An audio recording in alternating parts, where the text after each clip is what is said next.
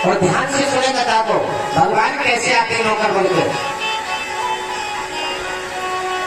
ज्ञानेश्वर जी महाराज के एक शिष्य थे जिनका नाम था भक्त त्रिलोचन। कौन थे? ज्ञानेश्वर जी महाराज के शिष्य, बड़े विद्वान ज्ञानेश्वर जी महाराज। ज्ञान की बहुत गंगा थी उनके पास, लेकिन दुर्भाग्यवश संतान नहीं थी। और त्रिलोचन दास के मन में कभी ये बात नहीं आई कि हमारे कोई संतान नहीं है। उन भक्तों के लिए बता रहा हूं जो भक्त ये कहते हैं ना, गुरु जी कोई संतान नहीं है या बेटा नहीं है, क्या होगा ऐसे बेटा से? उनके दिमाग में कभी ये बात नहीं आई दोनों पति पत्नी के कि हमारे कोई संतान नहीं है। अब भक्त त्रिलोचन और उनकी पत्नी बड़ी सेवा करते थे, संतों की सेवा, ब्राह्मणों की सेवा, भगवान की सेवा।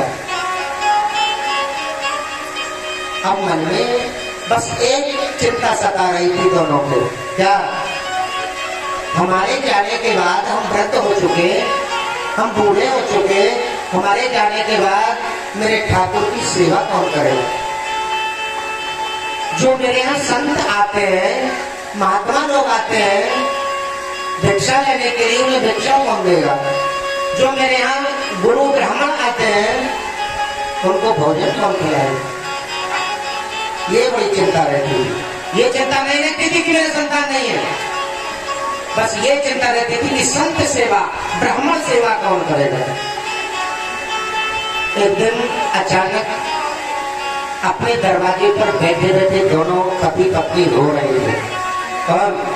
भक्त त्रिलोचन दास। अरे बोर्ड पर लिख दिया उन्होंने, हमें एक नौकर की जरूरत है। कैसा नौकर? सब लिख दिया, जो संत सेवा, ब्राह्मण सेवा, हमारे ठाकुर जी की सेवा कर सके। अब भगवान ने सोचा कि संत सेवा, ब्राह्मण सेवा और मेरी सेवा तो फल तो मुझे ही मिला तीनों का। क्यों? कि कलयुग में ब्राह्मण, संत और गाय ये भगवान का रूप है साक्षात।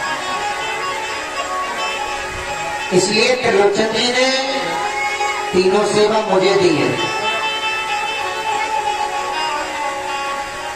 आज भगवान ने एक छोटे से बच्चे का रूप धारण किया, पुंडरीपुर जी महाराज का रूप धारण करके भगवान छोटे से मेरे ठाकुर जी और दास त्रिलोचन के दरवाजे पर पहुंच गए, जहां दोनों पति पत्नी हो रहे थे। और जाकर के कहा